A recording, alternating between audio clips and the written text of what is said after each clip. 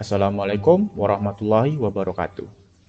Di sini kita akan membahas mengenai dinamika historis, konstitusional, sosial politik, kultural, serta konteks dan kontemporer penegakan hukum yang berkeadilan.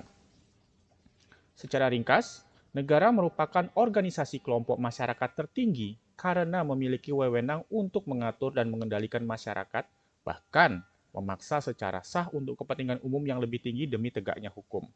Negara pun dipandang sebagai subjek hukum yang mempunyai kedaulatan atau sovereignty yang tidak dapat dilampaui oleh negara manapun. Jadi, di sini negara merupakan organisasi yang paling tinggi dan memiliki kewenangan untuk mengatur dan bahkan untuk memaksa supaya kepentingan umum dapat terlaksana. Oleh karena itu, negara punya kewibawaan dalam hal ini supaya kehidupan berbangsa dan bernegara juga bisa berjalan dengan baik. Nah, negara memiliki 4 fungsi. Yang pertama, melaksanakan penertiban dan keamanan. Kedua, mengusahakan kesejahteraan dan kemakmuran rakyatnya. Ketiga, pertahanan, bahwa negara harus bisa melindungi dirinya sendiri dari ancaman dan serangan dari luar. Dan yang keempat adalah menegakkan keadilan. Nah, untuk menyelesaikan perkara-perkara yang terjadi di masyarakat secara adil, maka para aparatur hukum harus menegakkan hukum dengan sebaik-baiknya. Penegakan hukum bertujuan untuk meningkatkan ketertiban dan kepastian hukum dalam masyarakat, sehingga masyarakat merasa memperoleh pengayoman dan hak-haknya terlindungi. Dalam menegakkan hukum, terdapat 3 unsur yang harus selalu diperhatikan, yaitu kepastian hukum, kemanfaatan, dan keadilan. Yang pertama adalah keadilan. Keadilan merupakan unsur yang harus diperhatikan dalam menegakkan hukum. Artinya bahwa dalam pelaksanaan hukum, para aparat penegak hukum harus bersikap adil. Pelaksanaan hukum yang tidak adil akan mengakibatkan keresahan di masyarakat, sehingga wibawa hukum dan aparatnya akan luntur di masyarakat. Apabila masyarakat tidak peduli terhadap hukum, maka ketertiban dan ketentraman masyarakat akan terancam yang pada akhirnya akan mengganggu stabilitas nasional. Nah, yang kedua adalah kemanfaatan.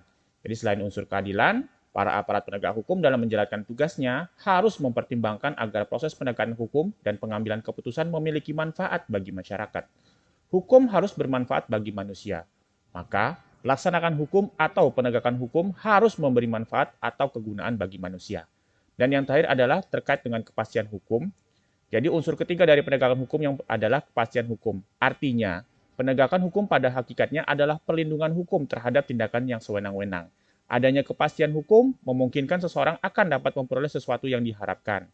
Misalnya, seseorang yang melanggar hukum akan dituntut pertanggungjawabannya atas perbuatannya itu melalui proses pengadilan. Dan apabila terbukti bersalah, maka dia akan dihukum. Oleh karena itu, adanya kepastian hukum itu sangat penting. Orang tidak akan mengetahui apa yang harus diperbuat bila tanpa kepastian hukum sehingga akhirnya akan timbul keresahan. Tugas saudara adalah membuat sketsa drama kehidupan berkeadilan. Jadi saudara silakan baca dan pelajari bab 7 modul kewarganegaraan untuk memahami lebih jauh tentang kehidupan berkeadilan.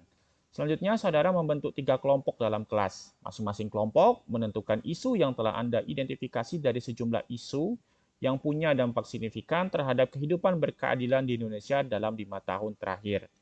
Mengenai kelompok ini, saudara juga sudah membuat 3 kelompok citizen project dalam kelas. Jadi dalam kelompok tersebut silakan saudara untuk berdiskusi dan membahas apa isu yang saudara akan angkat untuk dijadikan sketsa. Ya, jadi kumpulkanlah data dan informasi terkait isu yang dipilih dan buatlah sketsa drama yang menggambarkan kejadian dari isu tersebut. Terkait format laporan ya dan script writing, yang pertama itu ada cover, kemudian ada ringkasan isu yang diangkat. Jadi saudara akan menjelaskan secara ringkas tentang isu yang akan saudara angkat, kasusnya seperti apa, ya. Kemudian selanjutnya ada sinopsis sketsa ya yang menggambarkan dari isu yang saudara angkat. Kemudian di sini ada skrip atau naskah dan yang terakhir adalah daftar pemeran dan job description setiap anggota. Untuk durasi penyajian sketsa adalah 20 menit dengan maksimal penyajian sebanyak 25 menit. Terkait penilaian dibagi menjadi 2. Yang pertama adalah laporan naskah dengan bobot 20% dan yang kedua adalah penyajian sketsa dengan bobot 80%. Nah, untuk laporan naskah yang akan diberikan penilaian adalah berdasarkan ketepatan ringkasan dengan isu, penyajian sinopsis, dan kreativitas dalam penyajian skrip dan naskah. Kemudian untuk penyajian sketsanya, ya, yang akan saudara tampilkan nanti di pertemuan ke-11, ya. Jadi kita punya role. Jadi setiap kelompok nanti akan mendelegasikan 4 orang anggotanya untuk menjadi penilai. Setiap penilai itu akan memberikan penilaian langsung setelah penyajian sketsa dari kelompok yang akan tampil dengan rentang poin 1 sampai dengan 10. Dosen juga akan menjadi penilai dengan rentang penilaian poin 1 sampai 20, sehingga total penilaian yang akan diberikan adalah maksimal 100. Sekian, terima kasih. Wassalamualaikum warahmatullahi wabarakatuh.